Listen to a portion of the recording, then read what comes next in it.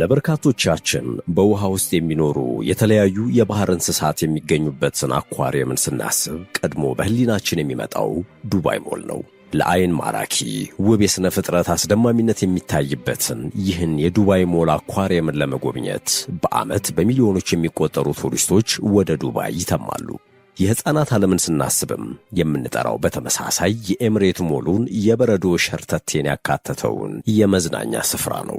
በግዙፍና ሰፊ ሄክታር ላይ የተገነባው የዱባዩ ወርልድ ሲቲም ከቱርክ እስከ ጣሊያን፣ ከኢራን እስከ ጃፓን ያሉ ሀገራት ቅርሶችን በመገንባት እያንዳንዱ ጋር ሲሄዱ ሀገራቱ በአካል የተገኙ እስኪመስሉት በተለይ ለሕፃናት መንፈስን የሚያድስ መዝናኛን መጥቀስ ይቻላል። አዲስ አበባ ስንል ደግሞ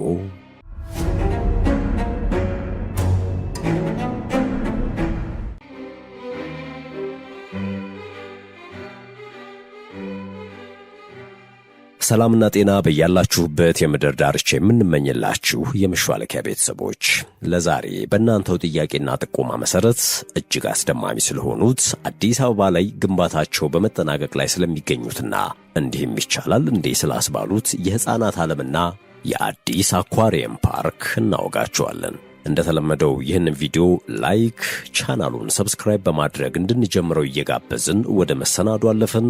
እስከ ፍጻሜው አብራችሁን ቆዩ።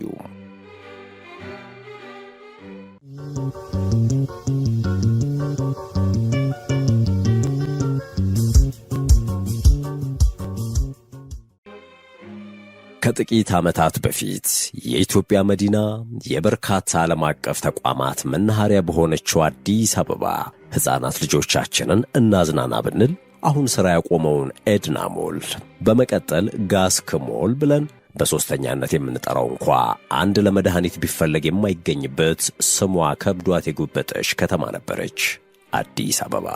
በሁለት እጅ ተቆጥረው ከማይሞሉ ጥቂት ዓመታት በፊት አዲስ አበባ ከነበሩባት ዘርፈ ብዙ ችግሮችና ለነዋሪዎቿ ተግዳሮት ከነበሩት ጉድለቶቿ መካከል አንዱ የወላጆች ችግር የነበረው የሕፃናት መዋያ ወይም መዝናኛ ችግር ነበር። እርግጥ ነው በከተማዋ ስማቸው የሚጠራ የነበሩት እንደ ኤድና ሞልና ጋስክ ሞል አሊያም ከከተማዋ በቅርብ ርቀት ወጣ ልበል ቢባል ኩሪፍቱ ወተር ፓርክን ብናነሳ እንኳ ለከፍተኛው መደብ የተዘጋጁ እንጂ ልጄን ላዝናና ለሚል አነስተኛ ገቢ ላለው የከተማዋ ነዋሪ ቤተሰብ የማይታሰብና አቅምን የሚፈትን ነበር። አሁንስ ካልን ከቃላት በላይ ከሆኑት ከአኳሪየም እስከ ኪድ ወርልድ መዲናዋ ላይ እየተጠናቀቁ ይገኛሉ።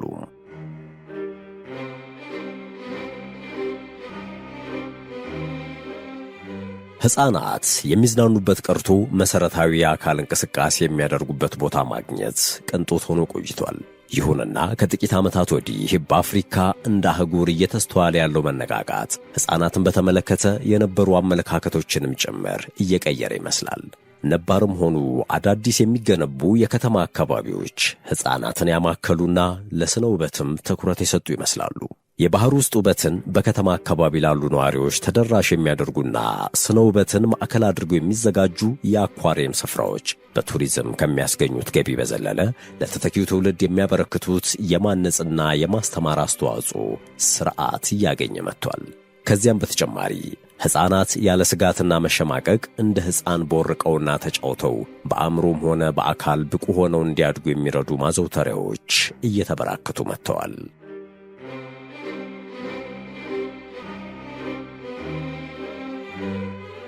ለሕዝብ ትዕይንት ታስበው የሚሰሩ አኳሪየሞች ወይም ትዕይንት ዓሣዎች እጅግ ጥልቅና ውስብስብ የሆነውን የውሃ ውስጥ ተፈጥሯዊ ምህዳር ወደ ደረቁ የምድር አካል በማቅረብ ትልቁን የውሃ ውስጥ ስነ ምህዳርን ጥንቅቅ ባለ መልኩ የሚያሳዩ ናሙናዎች እንደመሆናቸው ግንባታቸው ቀላል አይደለም።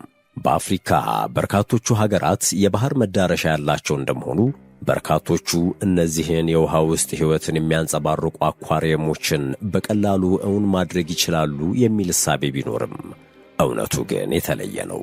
እነኚህ አኳሪየሞች የሚገነቡት በዘፈቀደ ሳይሆን በዓላማ በመሆኑና ሊያሟሏቸው የሚገቡ እንደ ውሃና አየር ማጣሪያ፣ የብርሃን መጠን መቆጣጠሪያ፣ የሙቀት መቆጣጠሪያና የውሃ ውስጥ ከባቢ አየርን ቅጂ በሚገባ እውን ለማድረግ የሚጠቀሟቸውን ቴክኖሎጂዎች ከግምት ያስገባ ከመሆኑ አንጻር ሀገራት የባህር መዳረሻም ሆነ የውሃ ውስጥ ብዝሃ ሕይወት ቢኖራቸውም ይህን የሚባል አኳሪየም የላቸውም። በአፍሪካ ሊጠቀስ የሚችል ዘመናዊ አኳሪየም ባለቤት በመሆን ደቡብ አፍሪካ ቀዳሚ ስትሆን፣ ሞሪሸስና ግብፅም እንደ አይነቱ ደረጃውን የጠበቀ ዘመናዊ አኳሪየም ባለቤቶች ናቸው። ዘመናዊና ደረጃውን የጠበቀ የአኳሪየም መገኛ ሆና በቅርብ ብቅ ያለችው ደግሞ አዲስ አበባ ነች።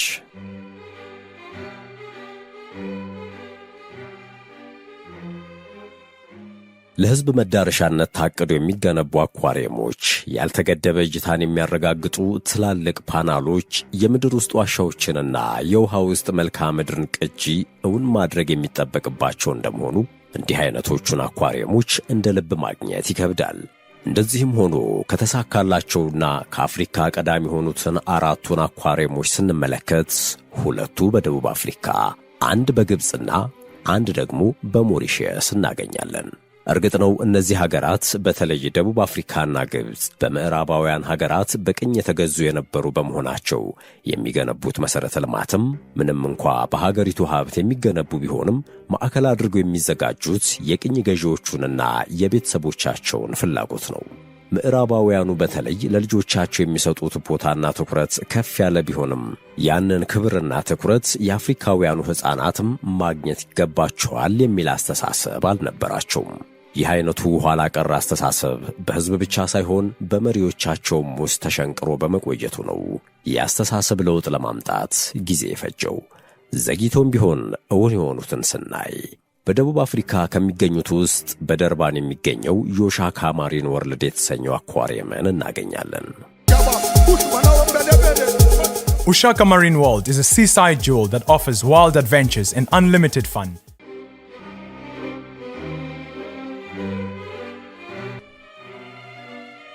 ዮሻካ ማሪን ወርልድ እስካሁን በአህጉሪቱ ካሉ አኳሪየሞች ሁሉ ትልቁ ሲሆን 16 ሄክታር የሚሆን ስፋት ያለው የባህር ውስጥ ፓርክ ነው።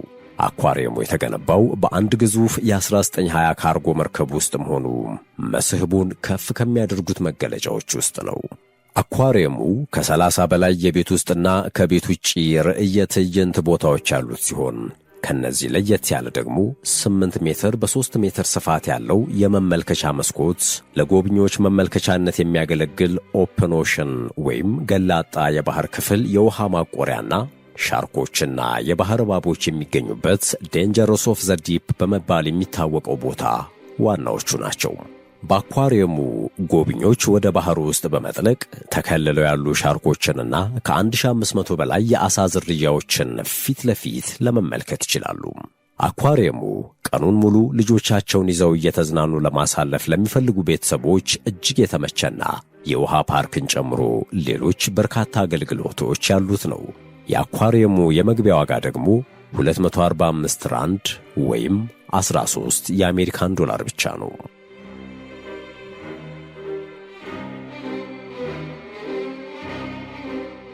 ሌላው በኬፕ ታውን የሚገኘውና ቱ ኦሽንስ አኳሪየም የተባለው ነው። አኳሪየሙ ስሙ እንደሚያመለክተው በአትላንቲክና በህንድ ውቅያኖስ መጋጠሚያ ላይ የሚገኝ በዓለም በአይነታቸው ልዩ ናቸው ከሚባሉ አኳሪየሞች መካከል አንዱ ነው። በአኳሪየሙ ድንቅ ትዕይንቶች ውስጥ የባህር ውስጥ ቀርከሃና ለአካባቢው ብርቅዬ የሆኑ የዓሣ ዝርያዎች ይገኙበታል።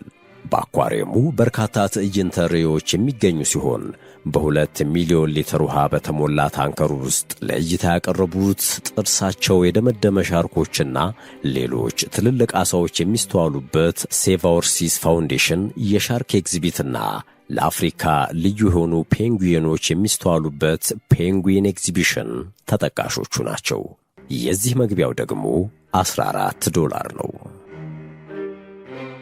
ውድ የመሿለኪያ ቤተሰቦች ይህን ዘገባ እዚህ ድረስ ከተከታተላችሁት ቻናሉ የበለጠ እንዲያድግ አንድ ጊዜ ሰብስክራይብ እንድታደርጉ አስታውሰን ተረካችንን እንቀጥል። ወደ ግብፅ ስናቀና ሁርጋዳ ግራንድ አኳሪየምን እናገኛለን።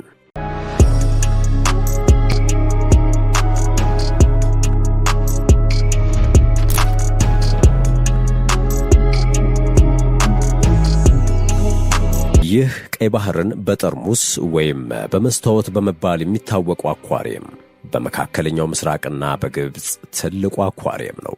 አኳሪየሙ ወደ ባህር ጠልቀው ለመዝናናት ከሚፈልጉት ውጪ ለየትኛውም ቱሪስት ተስማሚ ነው።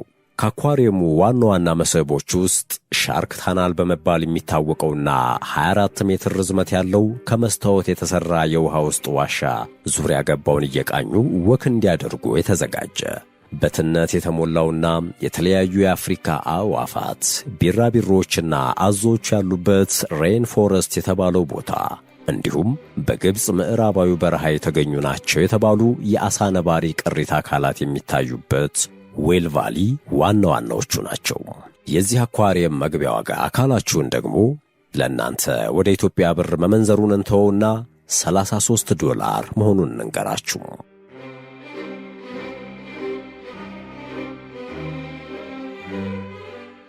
ወደ ሞሪሸስ አኳሪየም ስናልፍ ደግሞ ከግዝፈቱ አንጻር ኦሽነሪም የተሰኘውን እናገኛለን። ይህ በሞሪሸስ ፖርት ሉዊስ በሚባለው ስፍራ በርካታ ቦታዎችን የሚያካልል የውቅያኖስ ኤግዚቢሽን ሲሆን ከዚያ ውስጥ በ2021 የተገነባውና ኦዴሲኦ የተሰኘው ዋነኛው ነው።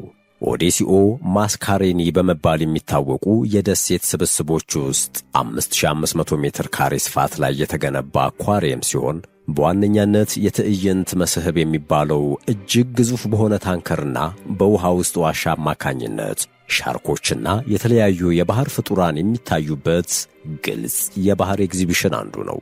ከዚህ በተረፈ በስድስት በሚከፈሉ አካላቱ የያዛቸው ጀልባ መሳይ የሰዎች ማረፊያና በመሬት ዳርቻ ያሉ መዋኛዎቹም እንዲሁም በ3D ፕሮጀክተሮች በመታገዝ የውቅያኖስ ሕይወትን አጉልተው የሚያሳዩ ምናባዊ እውነታ ቴክኖሎጂዎች ተጠቃሾች ናቸው። ወደዚህ አኳሪየም ትንሹ የመግቢያ ክፍያ ደግሞ $40 ነው።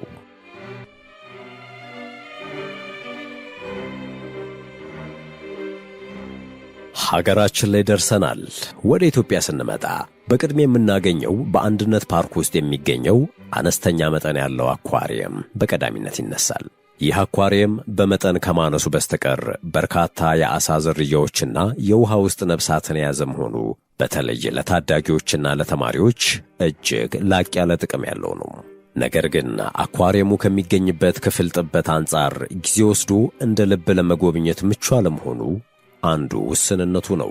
ነገር ግን ከቅርብ ጊዜ ወዲህ እየጠነከረ የመጣው ሕፃናትን ትኩረት የሰጠ አሰራርን ተከትሎ ከአንድነት ፓርክ ውጪ አኳሪየሞችም ሆኑ ሌሎች የሕፃናት ማዘውተሪያዎች ብቅ ማለት ጀምረዋል። የዚህ የአኳሪየም ፍላጎት ጉዳይ በግለሰቦችም ደረጃ እየተበራከተ መጥቶ የዓሣ ማቆያዎችን በተለያየ ዲዛይን የሚሰሩና ዕቃውን ከነዓሣዎቹ የሚሸጡ ተቋማትን መመልከት ጀምረናል። ነገር ግን በመንግሥት ደረጃ ያለውን ስንመለከት የጎርጎራው እንዲሁም የሰከላውና በአዲስ አበባ ግንባታ ላይ የሚገኘው የካዛንችስ ግዙፍ አኳሪየም ተጠቃሽ ናቸው። ባህር ዳር ካላት የውሃ ሀብት አንጻር በጎርጎራ የሚገኘው አኳሪየም ብዙም የማይገርም ቢሆንም አኳሪየሙ ከጌጥነት አልፎ የቱሪስት መዳረሻ ለመሆን አድማሱንና ግቡን በአግባቡ ቀርጾ እንቅስቃሴ የማድረግ ውስንነት በጎርጎራ ሎጅ ባለድርሻዎች ዘንድ ይንጸባረቃል።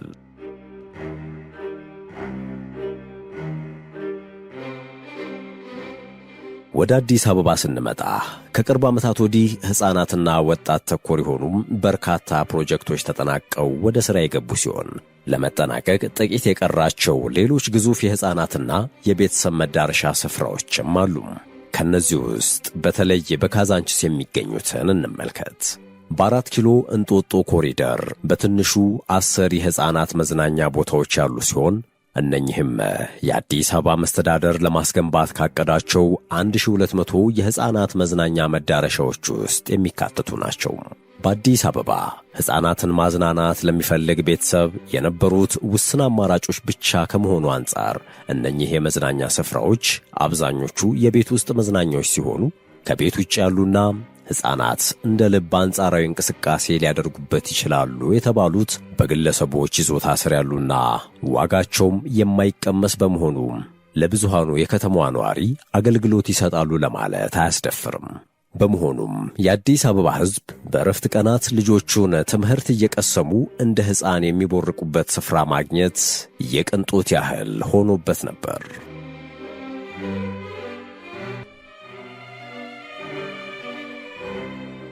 ለአዲስ አበባ ስልጣኔ ቀደምት ከነበሩት መካከል የሆነችው ካዛንቺስ ለረጅም ጊዜ ተረስታ የቆየችና በአካባቢው ያሉ ትላልቅ ሆቴሎች፣ የመንግሥት ተቋማትና የታላቁ ቤተ መንግሥት ጉርብትናዋ እንኳ አንዳች ጥቅም ሳያስገኝላት የቀረች መንደር ነበረች።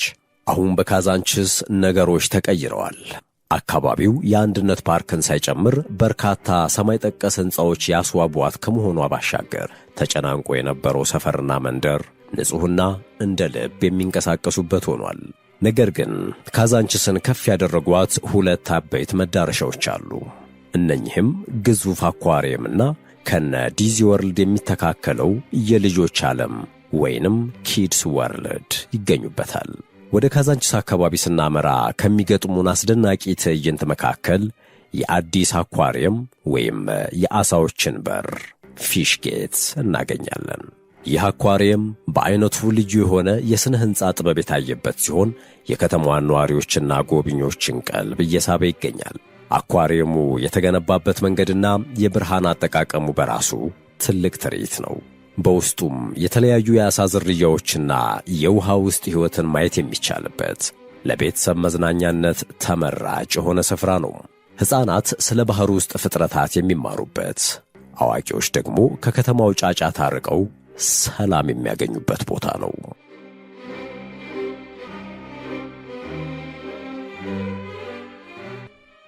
ከዚህ ውብ አኳሪየሙ ጎን ደግሞ የካዛንቺስ ስፖርት ፓርክ ተገንብቷል። ይህ ፓርክ ወጣቶችና ስፖርት ወዳዶች የሚዝናኑበት፣ የአካል ብቃት እንቅስቃሴ የሚያደርጉበትና ማኅበራዊ ግንኙነታቸውን የሚያጠናክሩበት ስፍራ ሆኗል። የቅርጫት ኳስ፣ የቮሊቦልና የእግር ኳስ ሜዳዎች በዘመናዊ መልኩ ተዘጋጅተዋል። ካዛንቺስ ዛሬ የመዝናኛ የስፖርትና የዘመናዊ ሕይወት ማዕከል ሆናለች። ይህ አካባቢ ዛሬ የአዲስ አበባ የዘመናዊነት ምልክት ተደርጎ እየተወሰደ ነው። የካዛንቺስ ለውጥ የሚያሳየው በትክክለኛ ዕቅድና ቁርጠኝነት ማንኛውንም ያረጀ አካባቢ ወደ ውብ ስፍራ መቀየር እንደሚቻል ነው።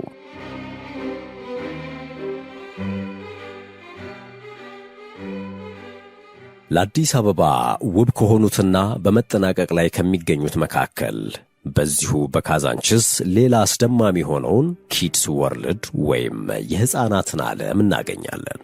ኪድስ ወርልድ ሕፃናት በነጻነት የሚጫወቱበት፣ የሚማሩበትና ከጓደኞቻቸው ጋር ጊዜ የሚያሳልፉበት ዘመናዊ የመጫወቻ መሳሪያዎች የተገጠሙለት፣ ቀን ቢሉ ምሽት ያለው ውበት እጅግ ማራኪና የአዲስ አበባን ውበት ያጎላ ስፍራ ነው።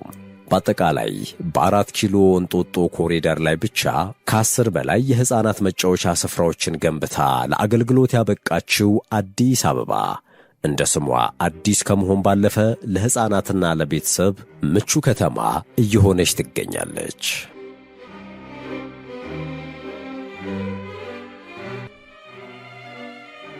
ውድ የቻናላችን ቤተሰቦች ለዛሬ በእናንተው ጥያቄ መሠረት አዳዲሶቹን የአዲስ አበባ ገጽታዎች ከሌሎች አፍሪካ ሀገራት ጋር በማነጻጸር ያሰናዳ ነው የተከታተላችሁትን ይመስል ነበር።